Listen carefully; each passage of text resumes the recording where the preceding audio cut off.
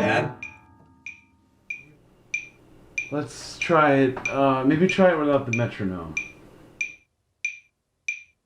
My dad has always been a little obsessive. And there was never a clear line between his work and his life. He was the CEO of a small Vermont electric company.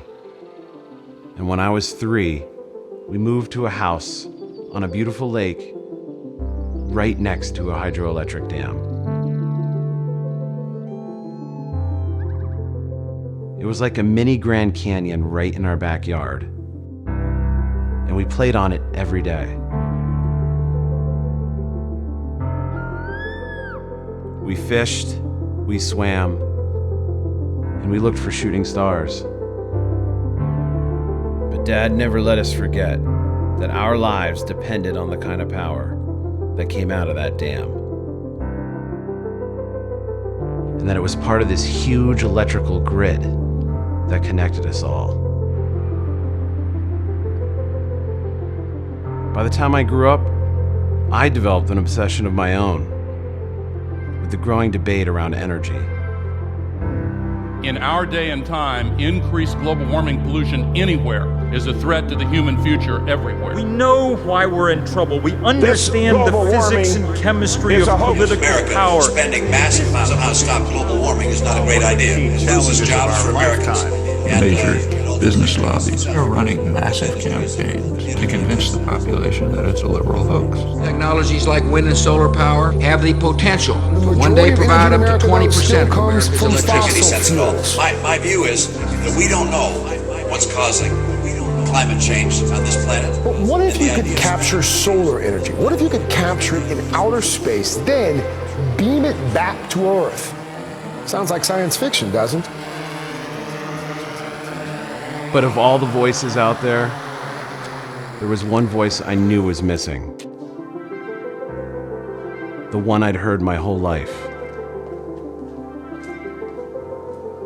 And I suspected my dad might tell me things he wouldn't tell anyone else.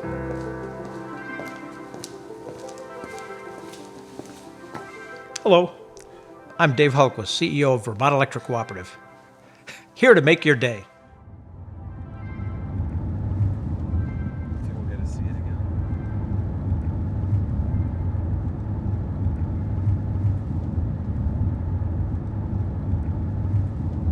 Shoot, I forgot my other pants.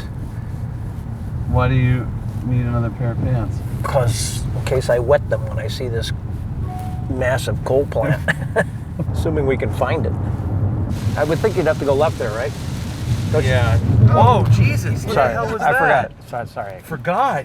I've never even seen you do that before. What was that? I'm a little excited. Damn, sorry. I apologize. I really do apologize.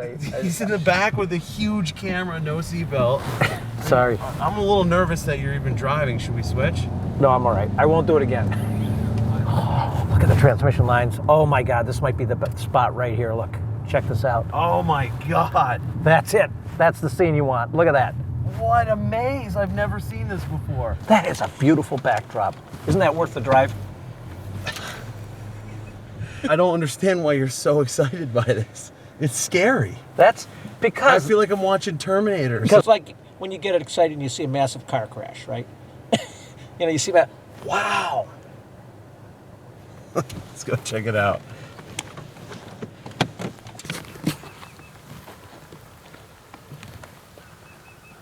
Oh my God, this is amazing. Even though they got one of those units running, that one unit provides more power than the whole state of Vermont consumes. People get all emotionally hooked around their solutions. Oh, just shut it down. Wait a second. You can't just shut it down because the people in Texas are going to lose their lights. And what happens when the people in Texas lose their lights because people in Vermont filed suit against them? What do you think they're going to think about Vermonters? You know, we don't want to create a civil war based on energy policy. We can solve this problem. We can solve the problem, but people do not understand the grid. You know, if this was 2008 and you said, hey, you got to spend $500 million on a plant when the power prices were 10 and 12 cents a kilowatt hour, that would be a different economic model than today, when the price of power is, 3 or 4 cents on the market. I lost you. Like, wait, stay where you are. Stay where you are. Can I? No. Everything you're doing right now is perfect. Okay. The simple. Wait, hold on. Okay. Yeah, and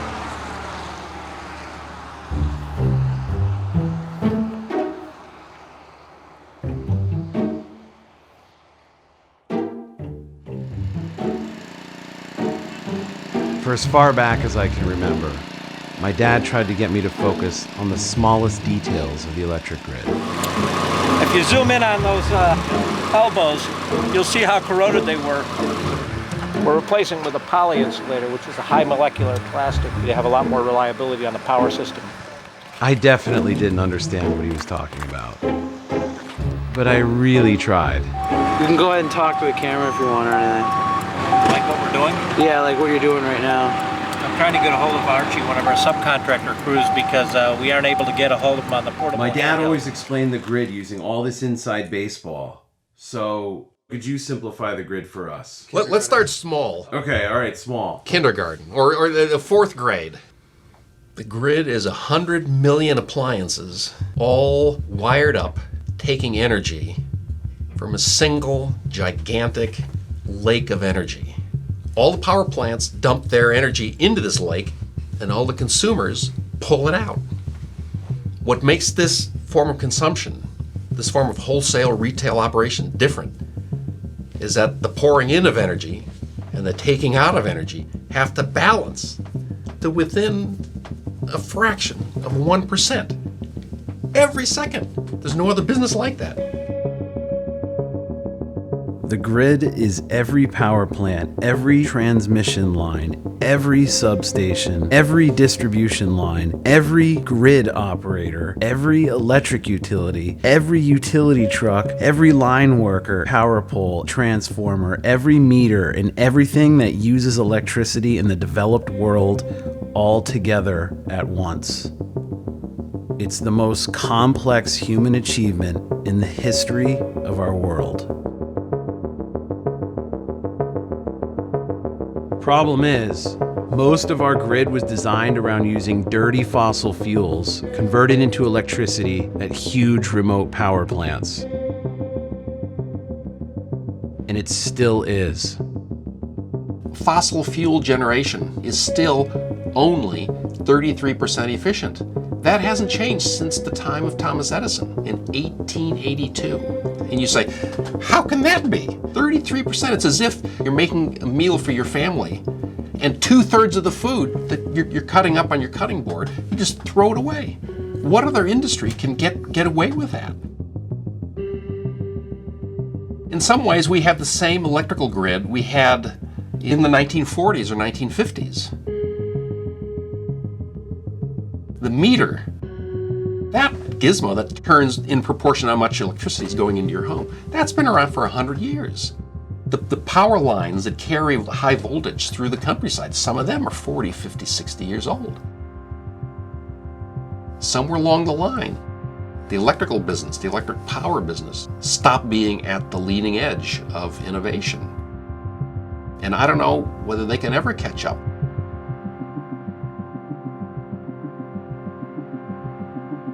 Why are we wasting our resources? Why do we have such inefficient energy systems? Unquestionably, the ultimate goal is we've got to come into balance with our energy picture. What balance means is we only use the amount of energy on a daily basis that we gain from the sun plus geothermal. That's it. Anything else is working outside of our natural cycle and we'll be in trouble. This is what this is all about. We have all this infrastructure, and I think there's a better way. When we got down to that iPhone, which has more compute power than the entire country did when we landed on the moon, in your hand, you did that because we figured out how to get better than 99% efficiency in that phone. So we've done it. When we do that with our grid, we got more power than we could ever consider needing.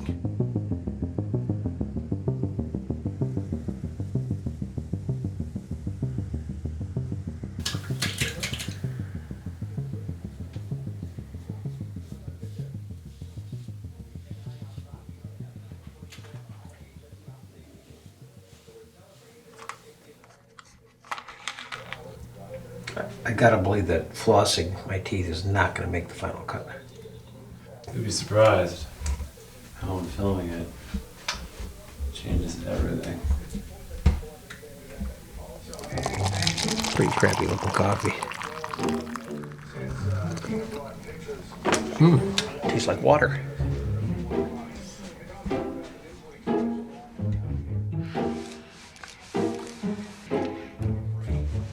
I was very close to my father. I thought my father was a genius. My father was a great electrical engineer. He used to take me to work when I was young.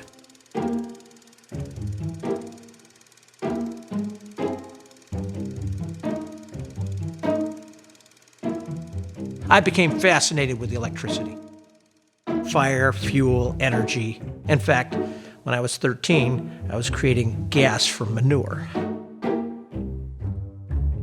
When we moved to Baldwin, New York, the first school we went to was Catholic school, 2 years. The nuns wanted to exorcise me, literally. I drove them nuts with the questions.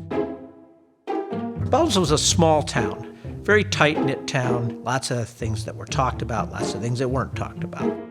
The show Twin Peaks reminded me of Baldwinsville. We lived in this old mansion. We spent my whole childhood rebuilding this mansion. So I certainly learned a lot of skills from my dad, and that started me down my path.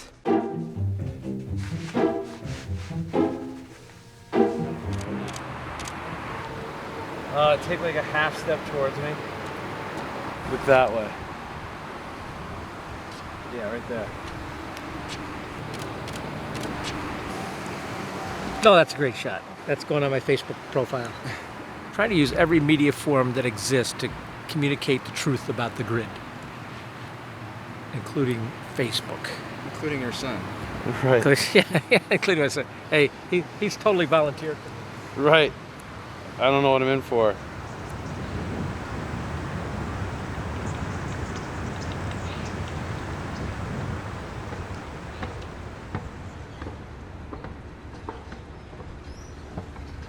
We have Dave Hoffman, CEO, and what do we need to do to go forward? And let's give Dave a big round of applause. Just a little background. I find myself kind of amazed at Vermont Electric Co-op. We're a small utility. We serve northern Vermont. Because we were small and out of the way, we had to figure out how to do things without the resources that the big utility companies have. Without knowing it at the time, we were one of the first in the country to start implementing this thing called the smart grid. In the early 2000s, we pioneered replacing the 100-year-old household meter with the new digital smart meter that communicates electricity usage to our headquarters on a real-time basis. Independent components able to output information, multi-directional communication, constant updating. We're basically creating an internet for energy. We've been able to cut our outages in half over a 3-year period, and we've cut the outage duration in half during storms. But a couple of weeks ago, we had a gentleman who said, look, I don't want a smart meter. I said, well, you've had one for 3 years. But he said, well, look, I don't want you to monitor my usage. I said, well, how about if we just ping your meter on a daily basis? No, I don't want this smart meter. So I think the challenge is customer perception, of course, is all there is.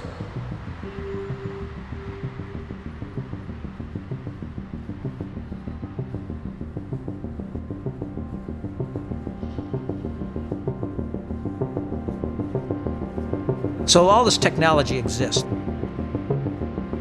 What's the resistance? The first thing we do is we deny we have an issue. Natural process. We deny it first. I think most utilities think in a paternalistic way, and by habit, consumers have a dependency. Oh, just give me the old-fashioned electricity. I'll pay for it. I don't care. It's a social issue, social and moral. There's no way to get around that. We don't think very much about the amount of electricity we use or where it comes from. For us, it's just a socket, and we know that it works. If I plug my thing in, it's going to turn on, and that's really all I need to know. The rest of it, where it comes from, how it's made, what cost it has to the environment, what cost it has to society, who's working to make it happen for me, I'm not really going to think about it until it smacks me in the face that I have to.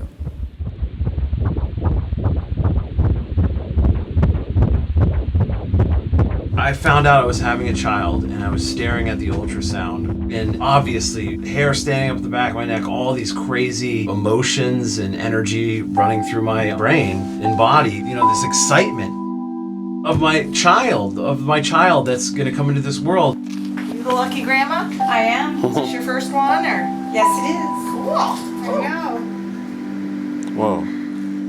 It's crazy every time that happens.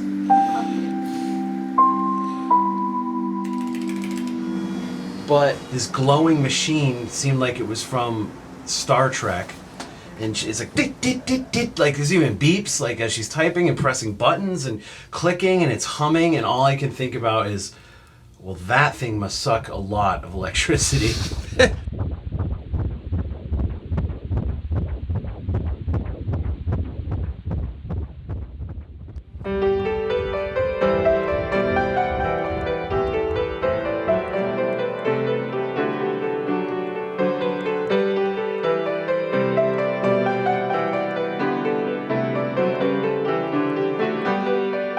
Everything in nature is rhythm. You know, you think about electricity. Electricity is 60.00 cycles per second. Electricity is music.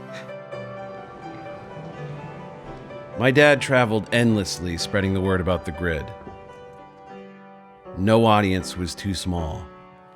Anybody know who the father of electricity is? How about the fathers of our electric grid? The whole grid is interconnected. It's an unstable system. And some important people were starting to take notice.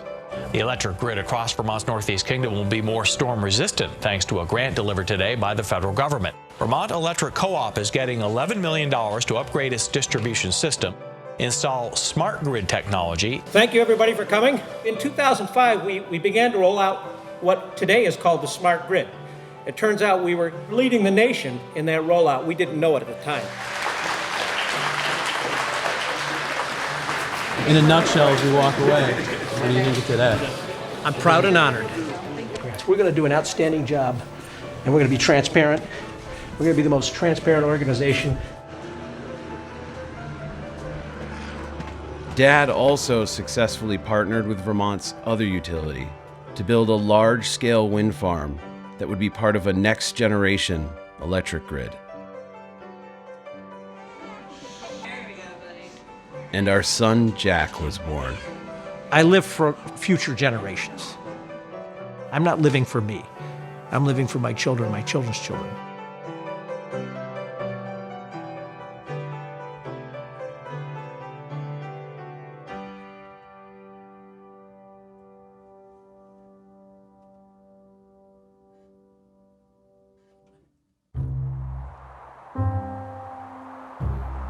My dad called me up one day when I was flying home from one of my shoots and said, I have to come pick you up at the airport. I have something to tell you.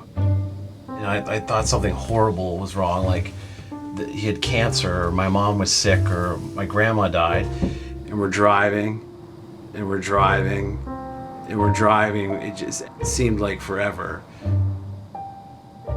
And then my dad said to me that he suffered from gender dysphoria, that I've always would rather have been a woman, which did not expect that. And then I said, so you're gay? No, he said. I'm attracted to your mom. I just feel more comfortable in women's clothing. I'm a woman inside.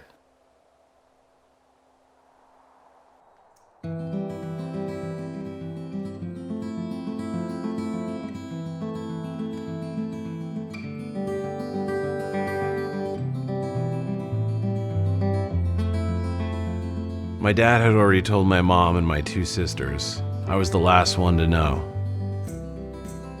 He asked us all to keep his secret. We really didn't know how to handle it. We all just went about our daily lives. And sometimes, life hands you the most beautiful of distractions.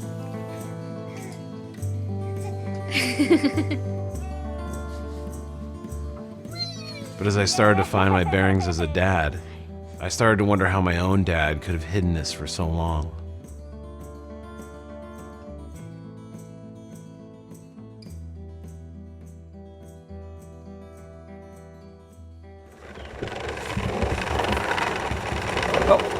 Let's check the blade. Shut it off. Get check, see if there's something in the blade. You can turn it or go like this. Like, how's it looking? Oh, yeah, looks good. Okay, go ahead. Start it up again. Okay, go ahead. There we go. Good job. Did you know before about Dad's identity? I felt like there was something you were sad about most of my adult life that like was different from a child when I was a kid. Yeah, probably. I would say that, you know, I was so... I think I wasn't taking care of myself because I was just so unhappy with my life.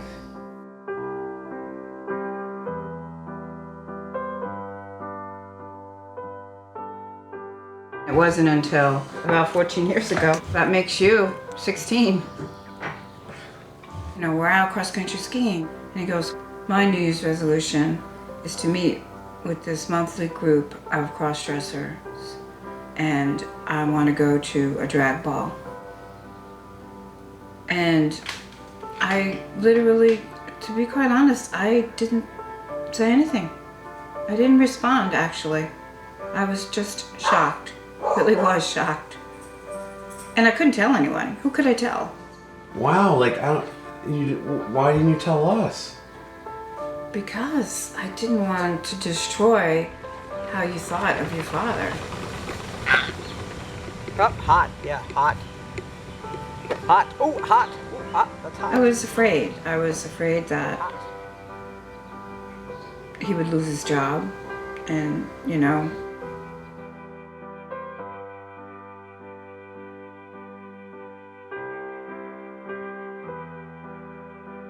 by myself and Googled cross-dressers on the computer the night that he went to the drag ball. I was born a boy. Baby, I know it's... How do you feel sitting next to them with their pumps and their nylons and the dresses? I have lost my job! I have lost my apartment! When you go out, do men try to make passes up, and how do you deal with that? That's how women deal when you make passes at them. So you're a man?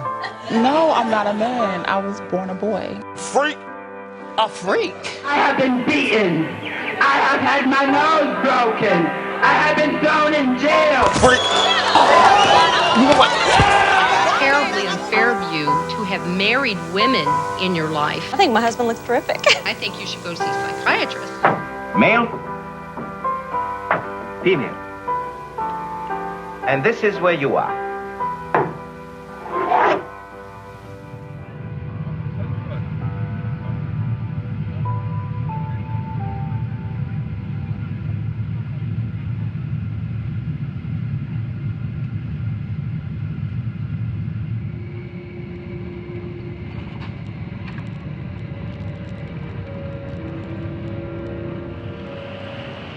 A job came up to work as a cameraman, and I jumped on the chance to put some space between me and everything at home.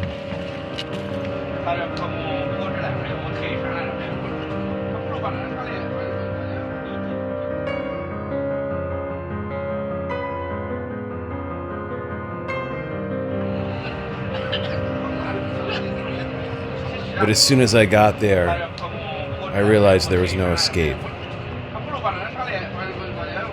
Here I was half a world away, choking on coal dust from Chinese electricity plants.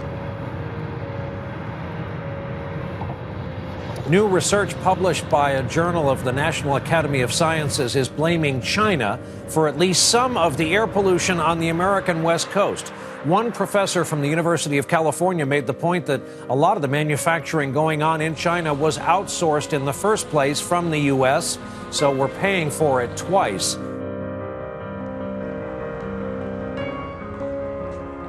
How could I expect the world to face its truth if I couldn't face mine?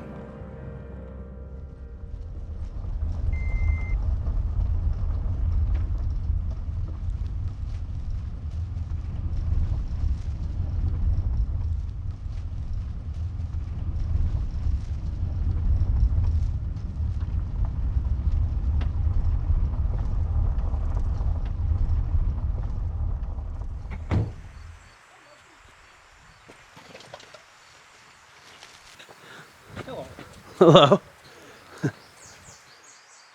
How's it going? Good. How you doing? Good to see you. Nice to see you. Watch the boobs. Yeah, what are those? Silicone. Oh, all right. That's what all big boobs are. Good one. All right. I just shut off all my emotions and retreated into work mode. I actually Gotta need find your a mic technical first. expertise. Let's Yeah. set up microphones and Okay. stuff. Yeah. Super diaphragm Let me just see what it's got. microphones up here and then... Here, bring in this backpack. Here, let's go ahead and sit so I can see how close I can get this to you. Go ahead.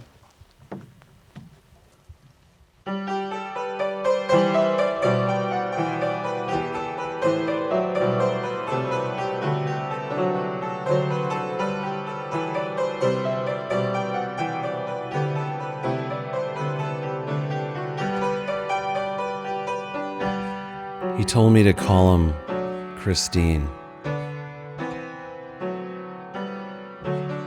It felt like he'd ruined everything.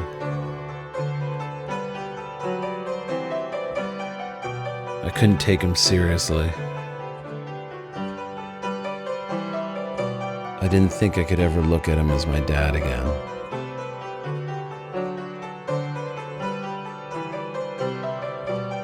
Then he changed his clothes, and we did what we always did growing up.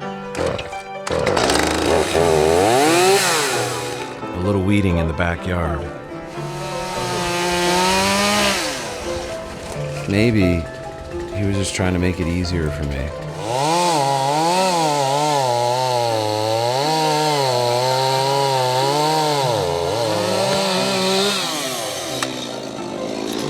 Look at that!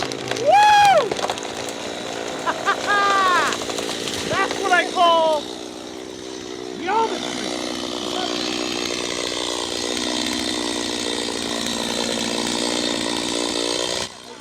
Cut that tree right there. Wait, hold on.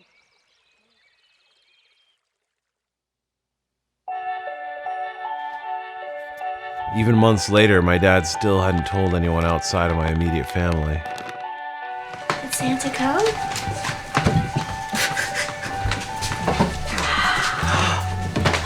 Oh my goodness! What's under there?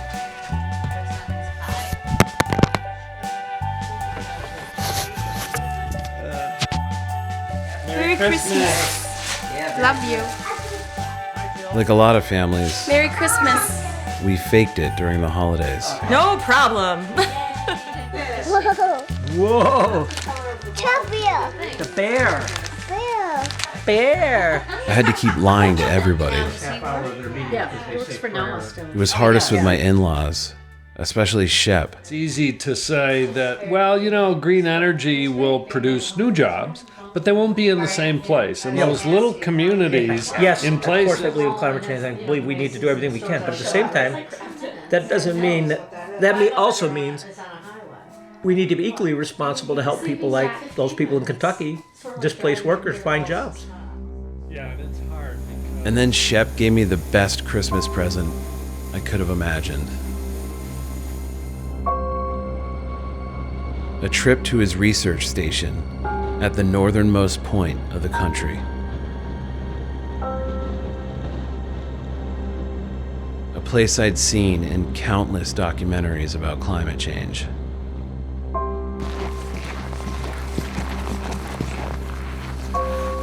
Good to see you.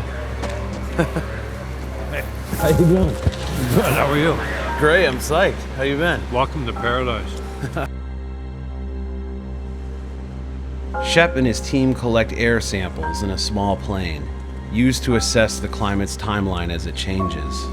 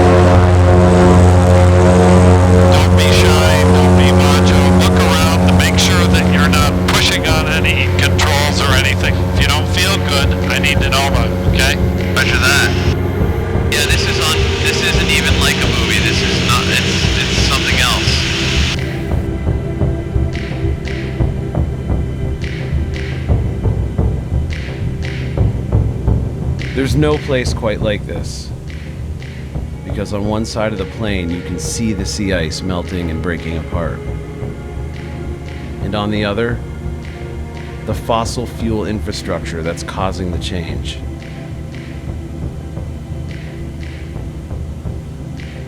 Since the mid-90s, ExxonMobil has spent millions of dollars to spread denial and doubt about man-made climate. The fossil fuel industry is funding the Republican Party, which denies the reality of unexpectedly emotional as he unveiled a sweeping, controversial plan to deal with climate change, which he called one of the key challenges of our lifetime. Listen to me. If you push down on this, it blows cold air on the engine. If the engine gets cold, it shuts off and we die, okay? Yep.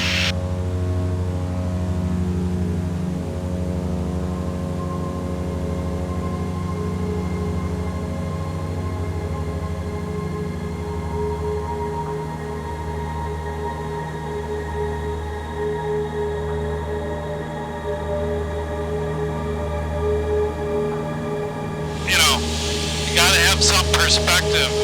You and I use an awful lot of fossil fuels. We're burning oil right now, so I like to call this science with irony.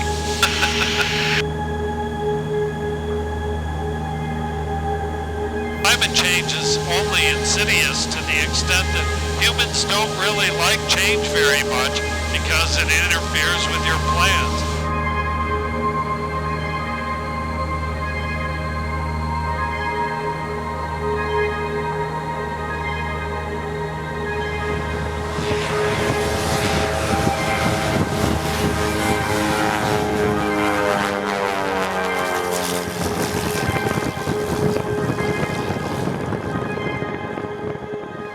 Why do people fear change? Humans don't like change. We don't want to change. We're very uncomfortable changing. It's a lot of work. It takes a lot of self. It takes a lot of effort. And in general, we're not big on that as people. So the biggest predictor of change is misery. The biggest reason people will change is because they're suffering to the degree that they can't continue to live the same way. For example, if you were really comfortable with the fact that your father is a woman now and living that life, I don't think you'd have as much fear, because what would you be afraid of?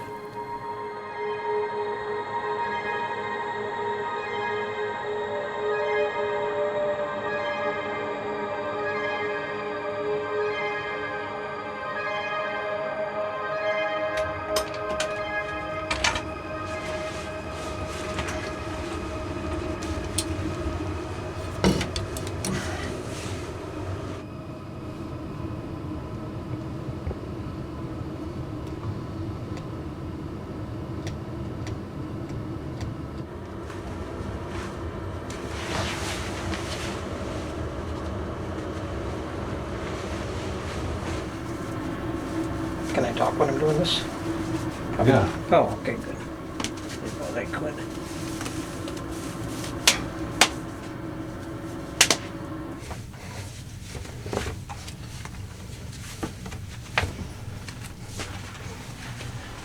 Time for the jewelry. Uh-oh. Where's my jewelry? How big's the Oh, there bag? it is. It's in the bottom. Got it. So even though you're almost in your female form, you still have the same problem that you did when you were a man. Doesn't change the brain. It does a little bit, doesn't it? When someone's I happier. just realized I have gold jewelry and silver surrounding. We have to live with that. The jewelry doesn't quite match. But Then then I would suggest no jewelry, but what do you think? Do you think I should go with no? I just don't think the gold. Okay. It looks a little. Yeah, it looks a little funny. Dad, take me to the beginning. From when you first started suspecting something was different about yourself. I really kind of knew that when I got into first grade. I remember smelling a girl's perfume and thinking, I'd love to have that perfume. It was really a fond memory.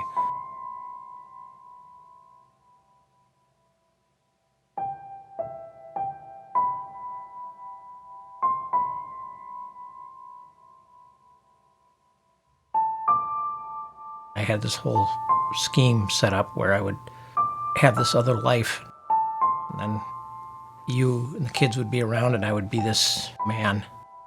But I was always acting. It was clearly acting. I felt like my whole life was acting.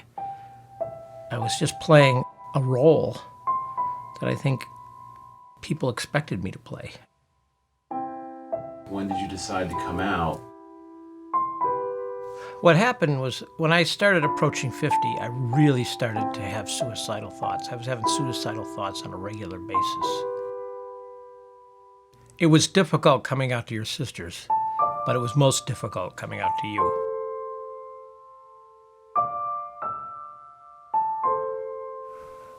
I guess the hardest thing for me has been kind of thinking back through all my childhood memories and trying to figure out what was real or not. Derek, look. Whoa! Look at this! A camera! Wow! But if I had been truthful at age 15, I would have been in a mental institution.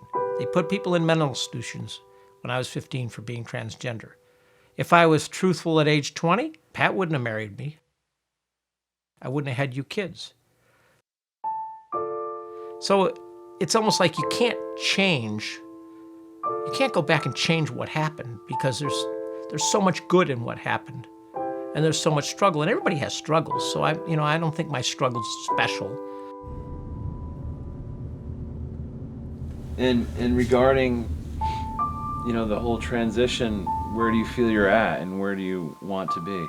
My dream would be to spend every waking moment, every day of my life, to be a woman. That's my dream. But I believe if I tried to go to work in a dress, I would be unemployed.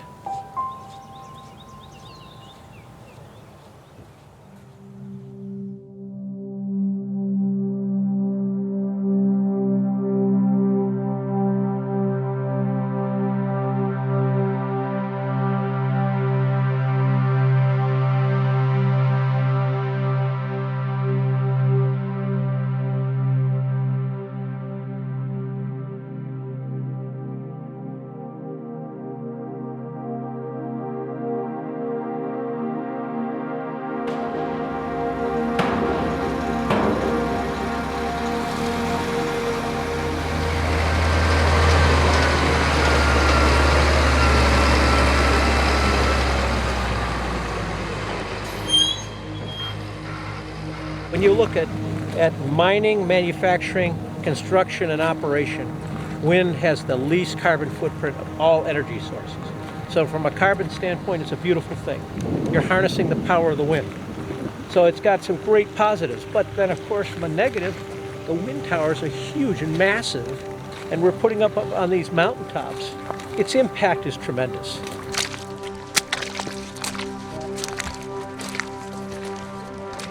Rumor has it we have some campers on the other side of the mountain to try to stop construction. I certainly can empathize with the folks that have lived here for, a couple generations. They view these wind turbines as something that's going to be ugly and scar the mountain. And if you're looking at it through that lens, how can you argue that?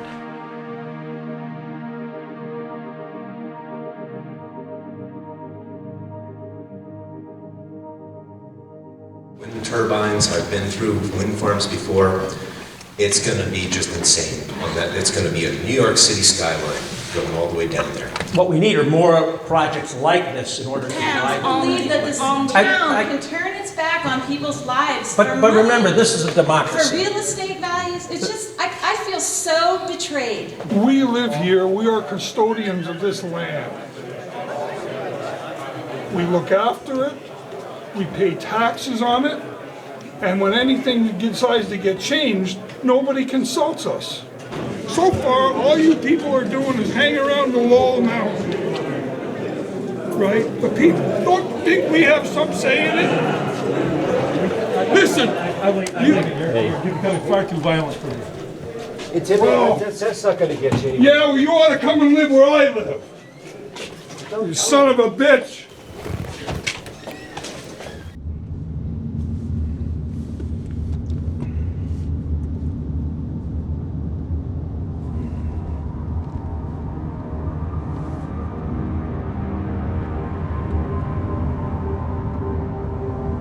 I strive real hard to achieve the truth and state what the truth is. I do think it's all about compromise. Everything we do is compromise with others because we interrelate with others.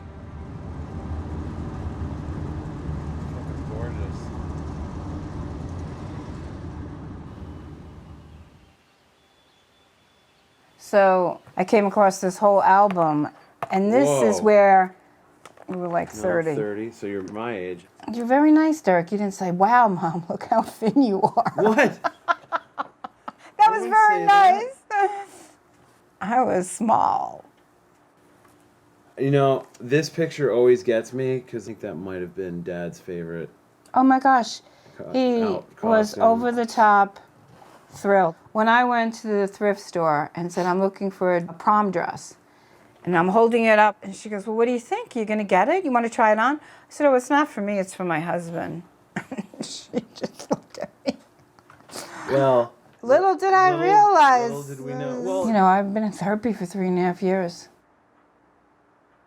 When Dad says he's Dave at Vermont Electric Co-op because he has a contract, I say, well, we had a contract too, So it is all new. It's all new territory. I don't think I would still be here if, he completely changed his life. He's living 2 lives.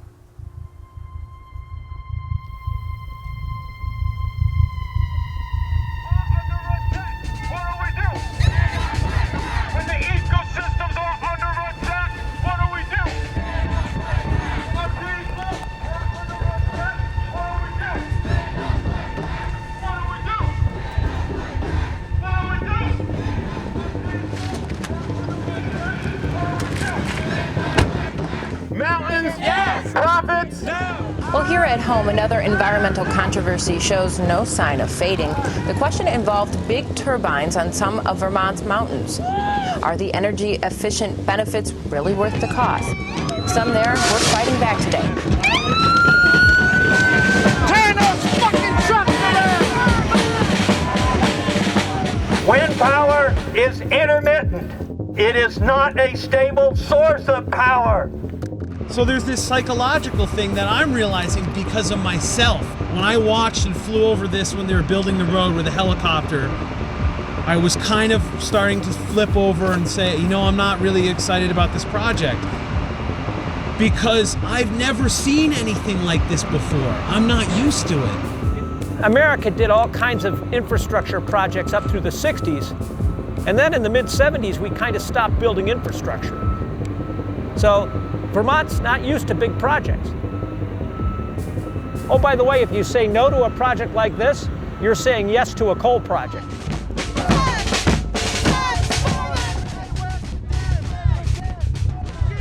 All these protesters saw my dad as the man, representing big utility company interests. But the 21 wind turbines went online despite all of their objections. And then, only a few months later, Dad seemed to do a complete about-face. Vermont's second largest electric utility is calling for a timeout when it comes to the state mandating renewable energy sources. Vermont Electric Cooperative is asking the legislature to approve a moratorium on creating renewable power mandates. VEC's CEO Dave Halquist says the utility is concerned about finding balance. Our perspective as the boots on the ground utility that have to carry it out says we don't know how it can work, even from a physics standpoint. Halquist questions the electric grid's technological ability to accommodate renewable generation projects in excess of 20%, but that will run into sharp opposition from both Governor Shumlin and House leadership.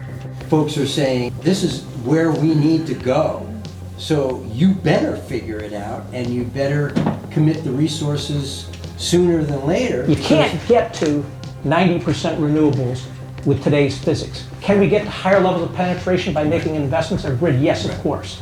Are ratepayers willing to pay for that? Probably not. What I'm saying is, you're going to run into the laws of physics. I told you for 2 years. What I'm having trouble understanding is why every other utility has not stepped up and said the same thing. Why the Department of Public Service is not saying the same thing. Now, why other utilities aren't talking about it, I can't speak for them, but I do know these are real issues. We're running into them. You can, But the only way I'm that just you here to report. You're proposing a moratorium on renewables, and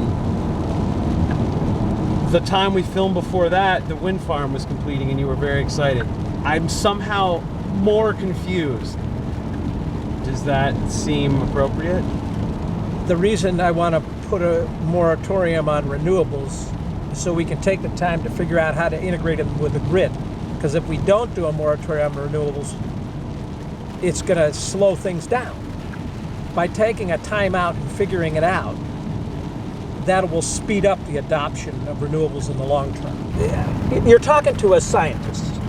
I'm not a scientist. You're not a scientist. You may be an engineer. No. You're an engineer. All right. Well, let me use the term engineer. A scientist is an accredited PhD. And okay, I don't understand your definition of scientist. I went up to fly around with Shep, and everyone is threatened by what scientists are discovering, and people are still calling it a hoax. That's why you're making the movie. Yeah, but they're not going to watch my movie. No one gives a shit. But who cares? They're going to go to the website that says it is a hoax, and then they're going to tweet it. No, I'm not saying it's the movie, but I'm sitting here not showering. I'm like doing crazy shit to not use electricity. Oh, well, that's not going to do shit.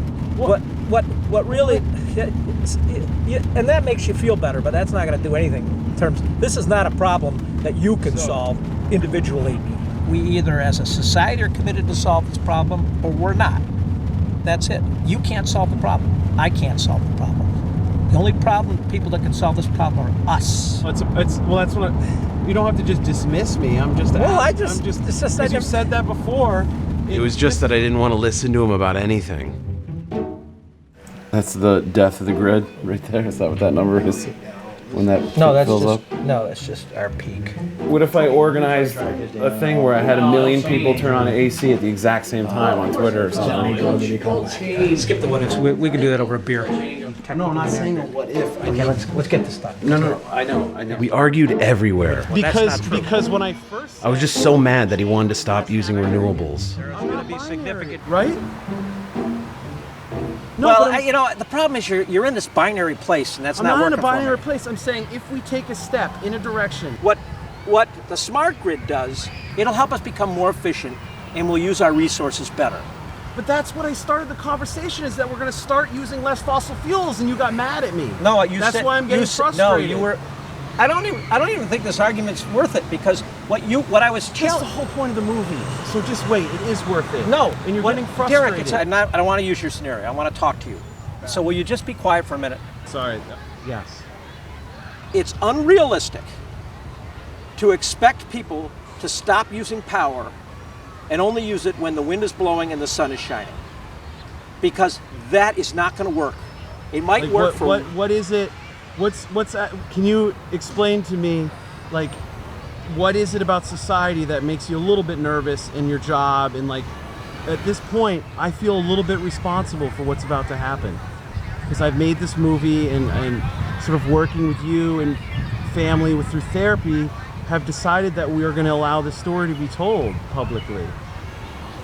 You having these same feelings at all, that you're afraid that everything you've done, even before making this movie, your whole career, seems to be at stake? Okay, now you got to me. So, of course I'm afraid. I'm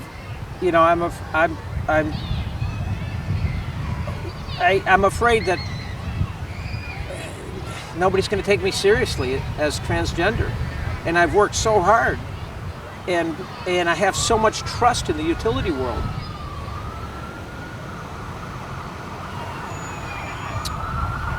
You try to compartmentalize all this stuff, and then you start talking about it, and it's too hard. It is hard.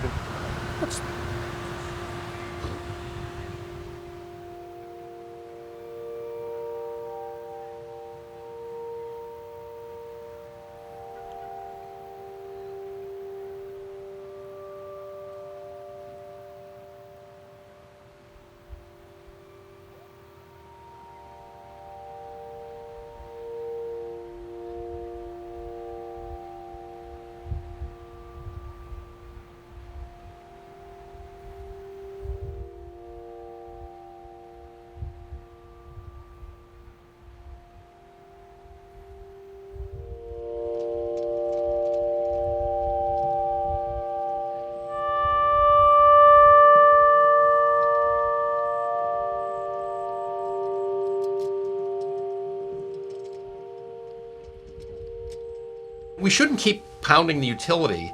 They are, by statute, required to supply us electricity day in, day out, day in, day out.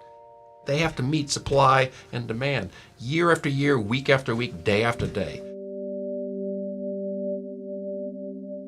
Renewables, sun and wind, it's unstable. When the wind shifts or the clouds go over, the whole grid changes. We've got to be able to monitor that and respond, because the grid will collapse if you don't do that. Yes, there are all these new makers of electricity, but on a Wednesday, if your power cells fail, or if the sun is gone for a whole week, you have to cry to the utility. The utility is required by law to deliver you the power. Veteran electrical people, power company people, take that very seriously. We can gradually transform. It can all be solved, but the will of the consumer has to drive it. So what we really need to do to make renewables a feasible endeavor is to take the next logical step in the smart grid, adding smart appliances to our home. Smart appliances would connect to the utility headquarters and allow themselves to be turned on and off depending on whether or not there was enough renewable power being generated at that particular moment. My father's goal after the smart meter is to have all appliances, the hot water heaters, dryers, refrigerators, just be able to communicate with the grid. His point is we can then create a grid that, like a cell phone and like a computer, is automating itself with the need. So the need and the consumption are all in balance. There you go. dad sounds as if he was 20 years ahead of his time. That is what we need to happen. That all of the things that keep Facebook and Twitter and Google up to the second, up to the 100th or 1000th of a second, has to be applied to the electrical grid itself.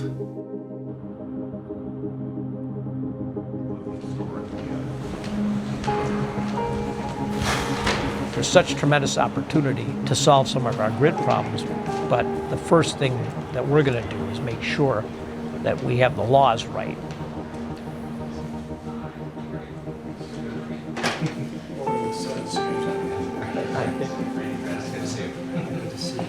One, two, three. One more for good measure. 1, 2, 3. So if you think about the smart grid of the future laid out, you're going to have these smart appliances all through your home. And you've got these loads which you could shut off, such as freezers, refrigerators, air conditioners, those kind of things. All those are optimal loads. When you've got your loads talking to the generators, you say, I've got a lot of power right now. Okay, turn on all your refrigerators and freezers right now. Oh, a cloud's moving through. Okay, shut these off right now. And then keep going. It's just an interactive discussion that goes on between your home and business appliances and the grid. You start this interactive grid going on, you create stability, and you enable those distributed resources. One of the things we wanted, I really kind of wanted to spell. Sorry, turn that off. No, that's right. Oh.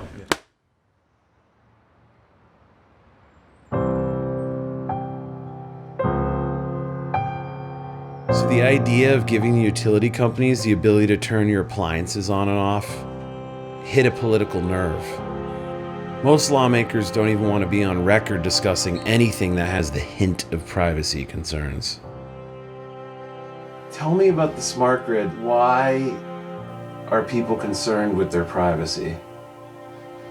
If you think about me as being transgender and, living these two lives, well, that's obviously, I should be real paranoid about privacy.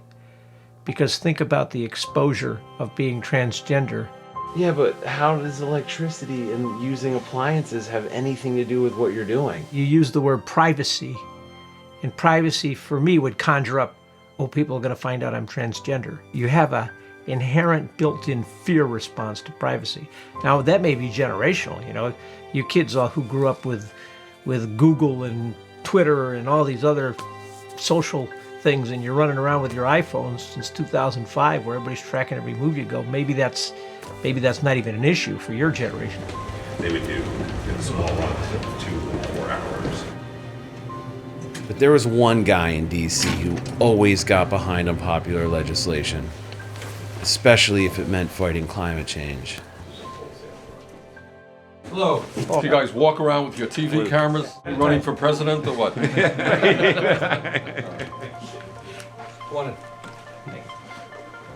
Bernie Sanders is staunchly against the smart grid interacting with home appliances.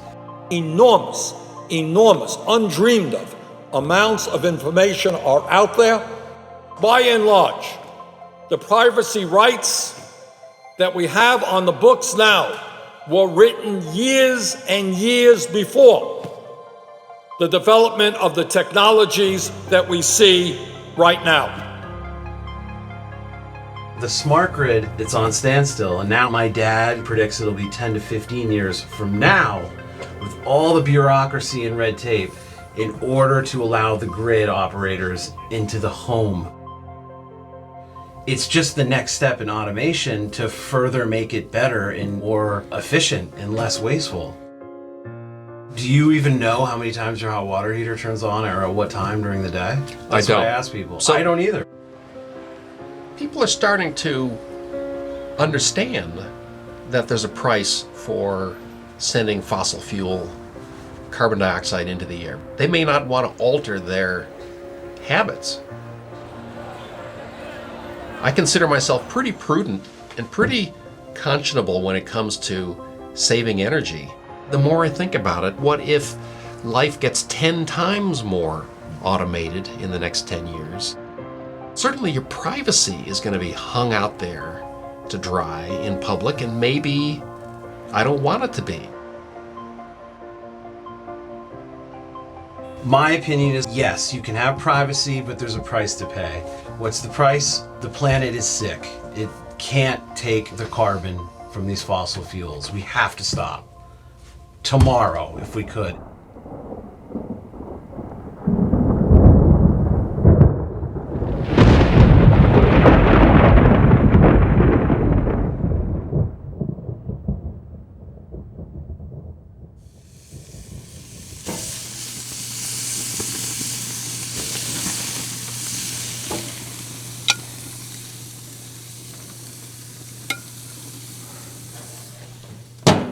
Okay, check our watches.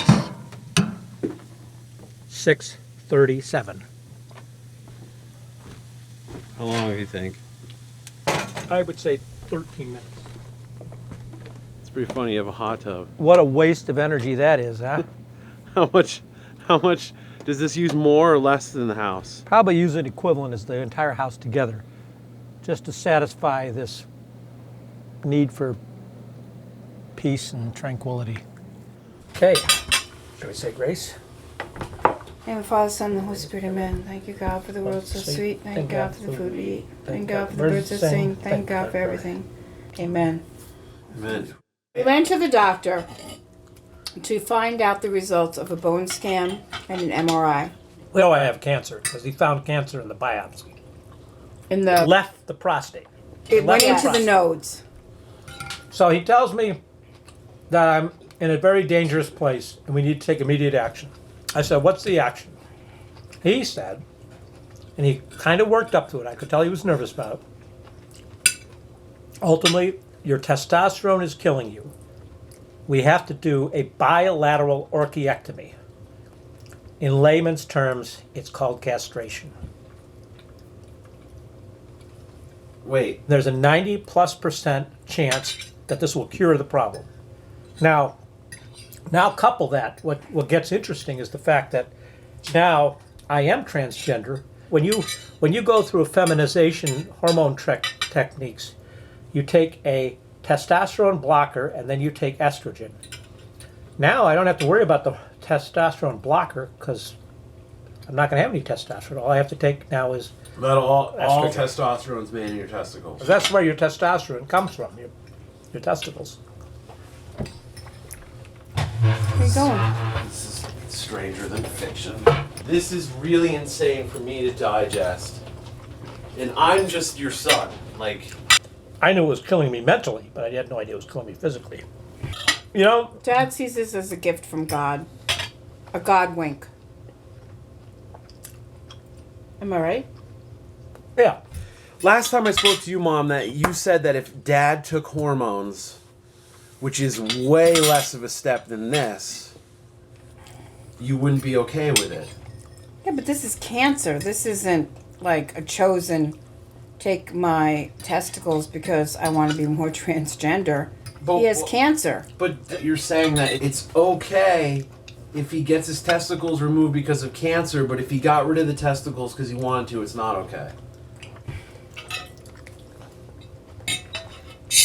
Do you want some soy sauce for your rice? No, thank you. Careful of the white tablecloth. Oh my Bring God. your plate to it. Tell me this steak isn't freaking awesome. Hello. Hey, this is Derek. I appreciate your time on doing this. Mm-hmm. The reason I want to talk to you, it's my dad was a little too elated for my comfort zone about being diagnosed with stage 3 prostate cancer. Mm-hmm. So this surgery is really quite simple in that all you're doing is removing an organ that makes testosterone. So from a gender identity standpoint, he was very comfortable with it. But the fact that his prostate cancer was of the nature that it was, it supported it from a medical standpoint, not just a psychology standpoint. So we expect his testosterone level to go to very low levels and thereby expect his prostate cancer to regress. But unfortunately, it's really time that will tell. And I have to tell you, you know, your father's attitude towards his cancer is wonderful.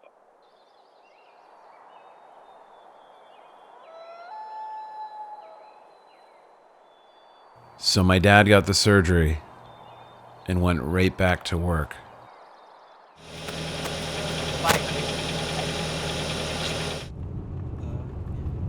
Well, Vermont is one of the coldest and cloudiest states in the country, but as George Harrison once said, here comes the sun.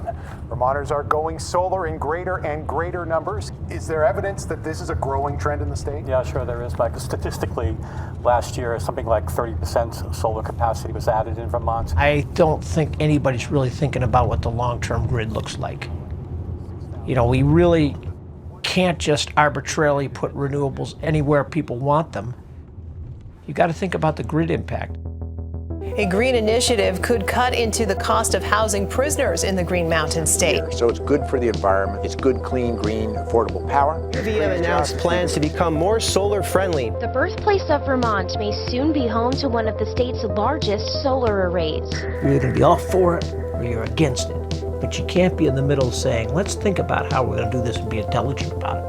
Halquist says that the northern Vermont grid has about all the renewable energy it can handle. The load does not match the production of the solar panel. I'm just concerned that we're going to come across as being the naysayers in the room of saying solar's not working, there's this cross of... There's all this pressure to conform, especially with renewables, because people are so fired up about it.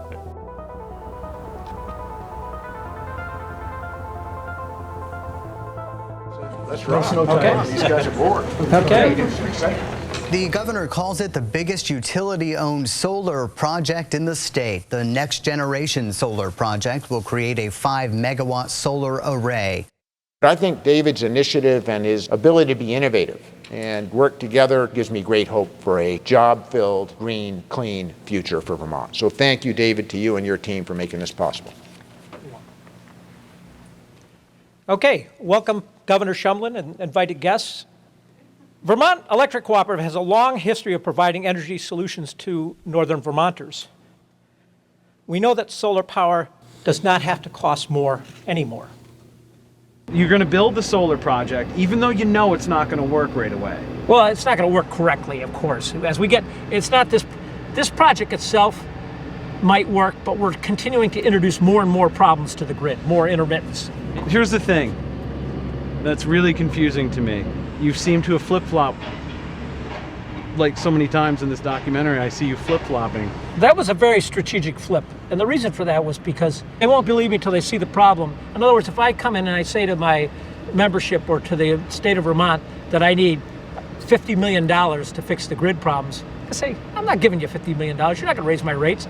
But if we do what they want and build the solar and the problems come up, okay, now we can spend the money. People in general don't want to hear the truth. It's because you're in denial and that you've got to deal with all these things. Like I'm trying to tell people about these integration problems, about the the sun doesn't shine all the time. They're doing the same thing as me, like I was doing with denying my truth. They just don't want to hear it. It makes them too tense and it's too painful to hear that we got to do all this. You just go solve this problem, Mr. Utility Manager.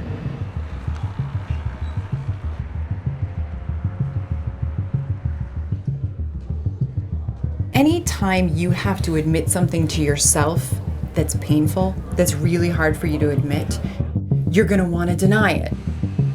All of us deceive ourselves, every human being. It's part of our DNA to lie to ourselves, but at some point, it's going to catch up with you.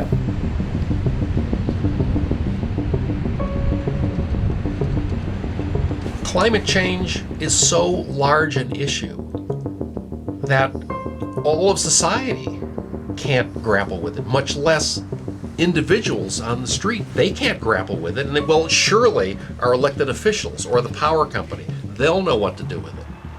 No, they have their place in this large hierarchy. The power company, sure, they as people, as humans, as concerned citizens, they would like to see the climate issue settled, but on Monday, Tuesday, Wednesday, they have to go to work, and that might mean burning fossil fuels. So on Monday, Tuesday, and Wednesday, that's what they're going to do. We as humans want security so desperately. You want to know that your life is safe. We want that so desperately. And you know what? The truth is, you can't have it.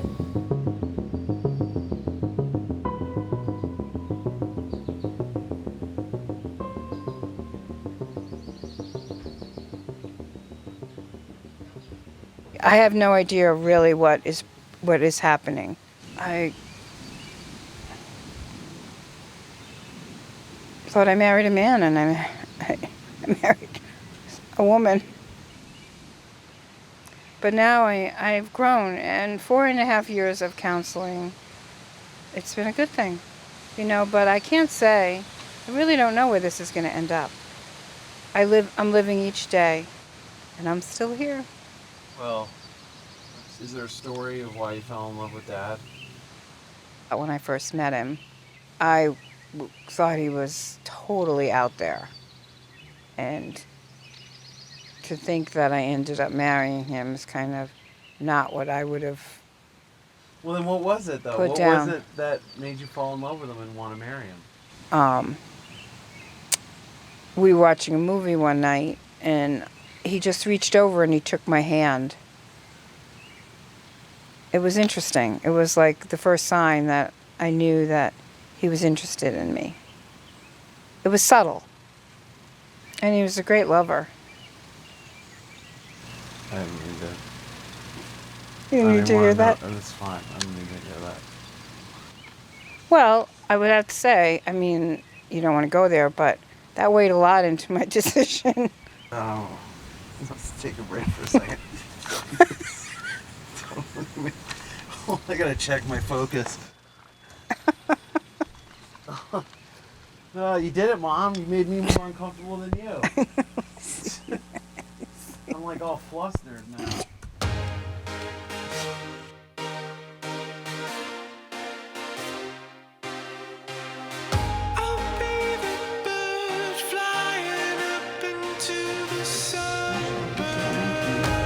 Oh, nice ring. Yeah, is that beautiful? Oh, yeah, girlfriend. Cheers. Here's To us. Here's to Okay. a new life. A new life. A new life. I love that. A happier one. All right, everybody in. There it is.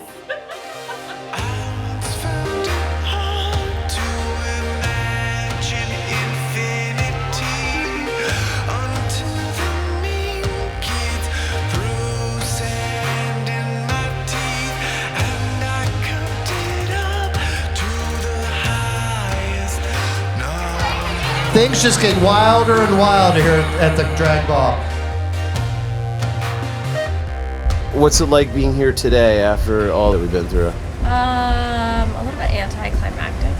Really? All right, that's not going in the movie. Kirsten's turn. Sorry. Well, to tell you the truth, I've been really trying hard to make it my normal. And it's also what was most frustrating for all of us. Is like you're always adjusting and changing and you don't know where it's going.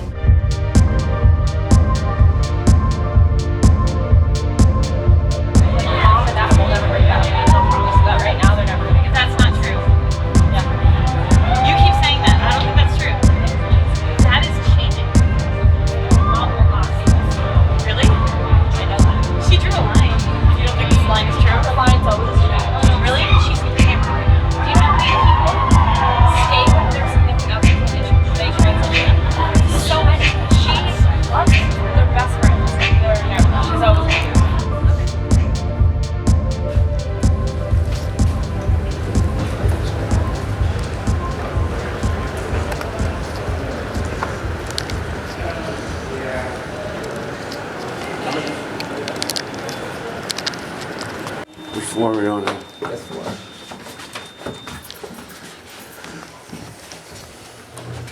Doors closing. Please stand clear.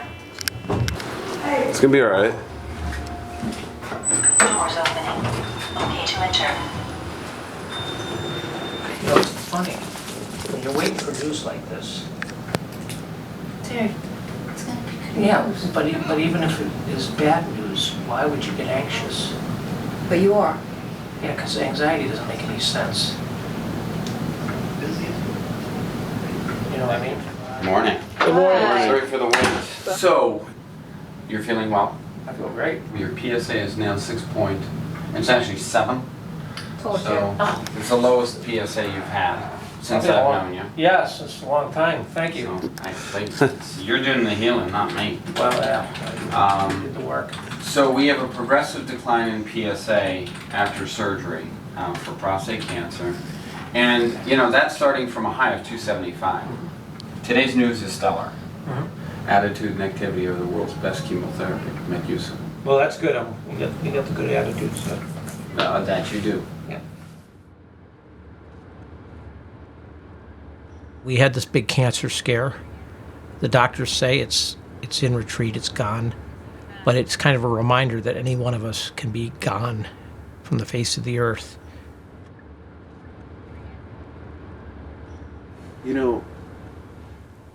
I've also been thinking a lot about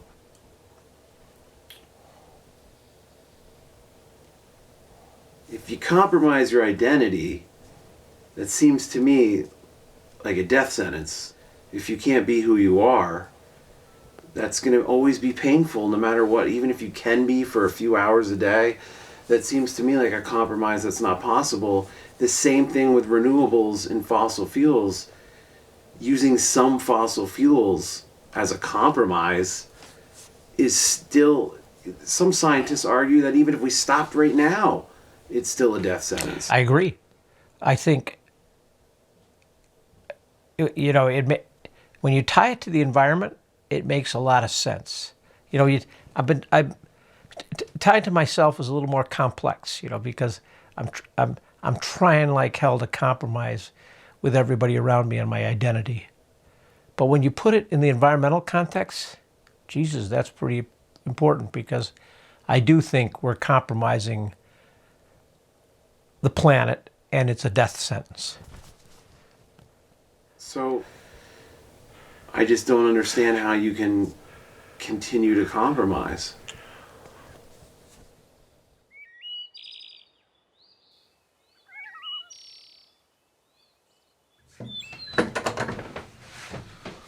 You look all too male. You do? Fortunately, I think my boobs are bigger than that. That's what Pat keeps telling me. Your boobs aren't that big, and I always disappointed when I hear that. Well, it makes it easier for you to fake it still, right?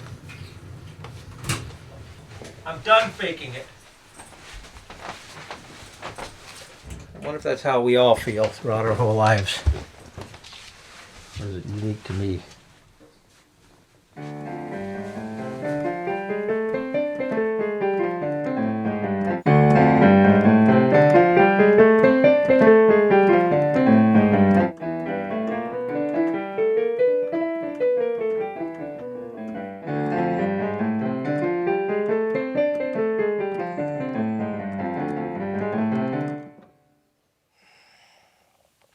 So I came out to my management team a week ago today, and they began to tell their employees. And the reaction was just as the same reaction I've experienced from everybody else. At first, when you tell the story, very supportive. But then later on, I started getting some troubling and disturbing reactions that I fully expected. It's just when you get those reactions, it's kind of painful. One key person that I'm close with called me and said, I'm so worried about the reputation of the company, the reputation with our regulators. I find it really troubling having people basically tell me they're not going to accept me. And that hurts. Sometimes I feel like people would rather I be dead than know the truth.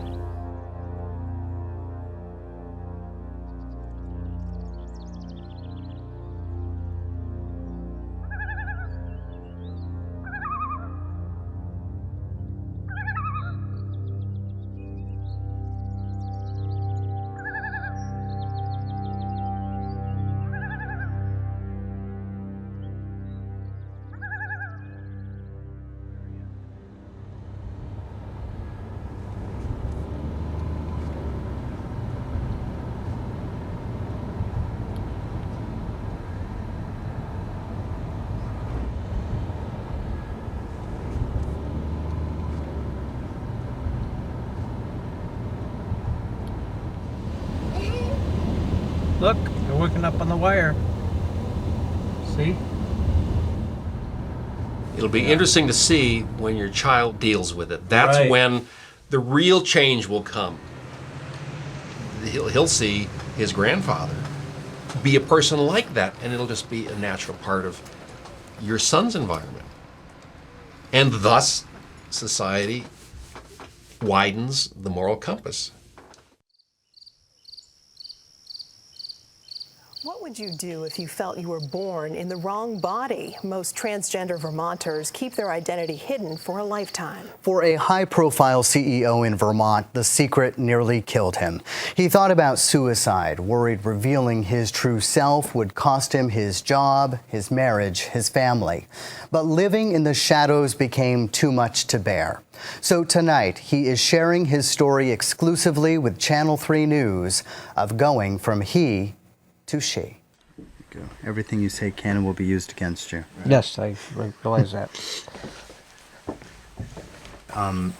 Some folks may be saying, why are you doing this in such a public way? Why are you? Well, but you know, there's a couple reasons. Well, the Electrical Co-op, we pride ourselves in being honest and transparent. And I would never want to go to my grave knowing that I didn't tell the world about this. What's your biggest fear? My biggest fear now is for my wife and family, and how they continue, how they adjust, because I've lived with this for my whole life. They've only lived with this for 4 or 5 years. Your wife, Pat, it seems to me that she's having probably more of a struggle in the idea of you coming out publicly. Are you worried about that? When you've loved and lived with somebody for 35 plus years, forgive me, I think I'm going to start to cry.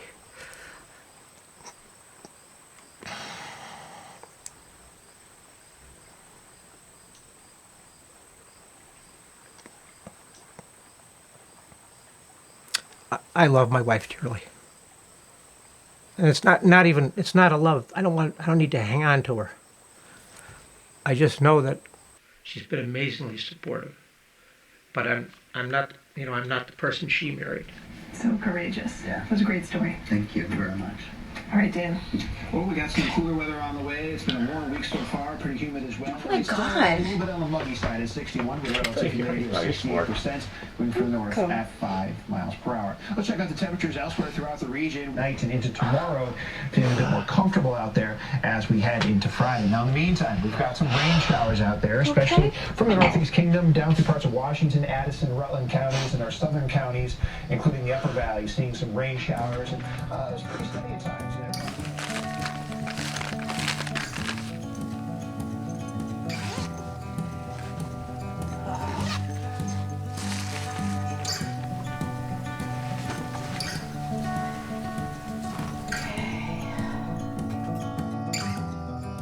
Why are you going on this trip?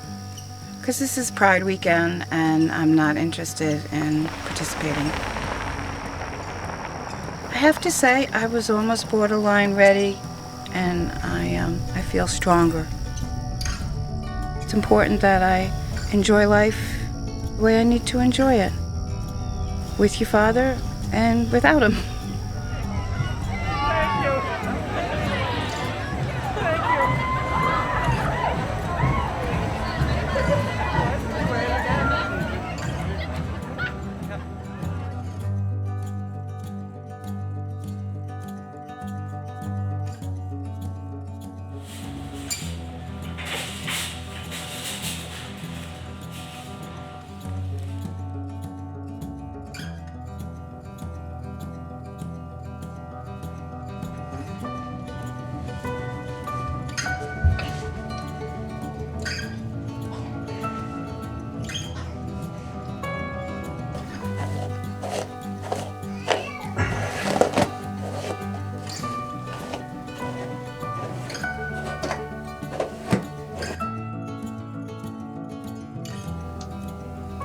You look beautiful.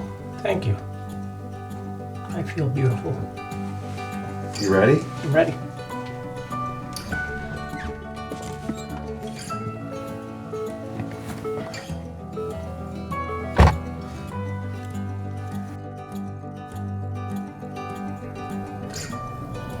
The seatbelt. Is there any way you can put it behind your shoulder? It's rubbing on the mic. Better not get in an accident. You'll really feel bad. Well, don't get in an accident. Well, that's why they call them accidents. They don't call them planned.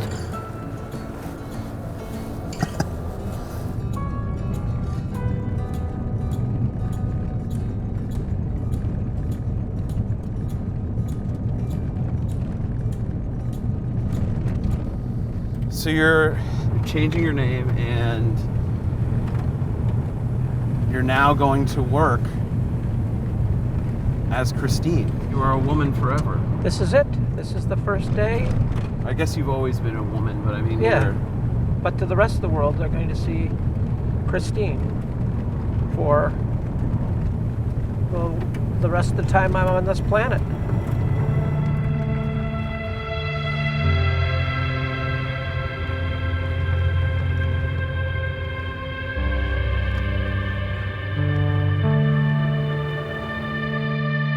Okay.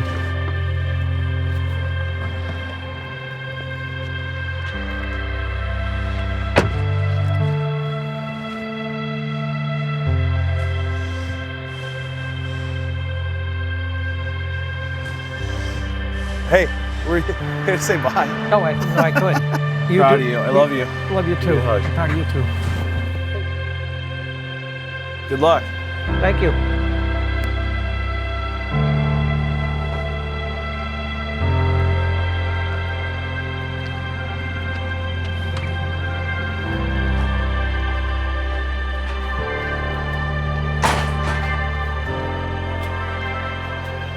Good morning.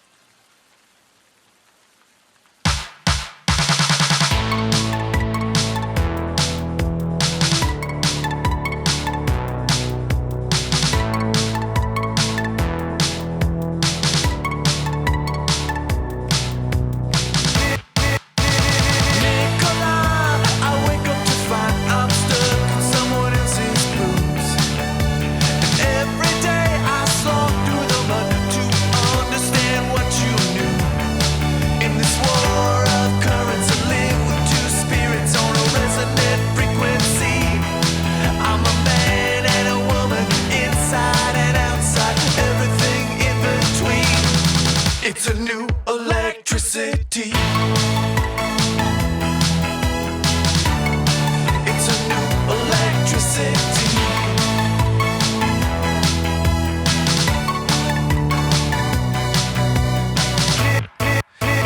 Nikolai, I woke up to find I'd been living in captivity. In my heart, I knew the way out, but I swallowed up all of the keys. In this war of currents, I live with two spirits on electromagnetic fields. I'm an animal, human, inside and outside, everything in between. It's a new electricity. It's a new electricity.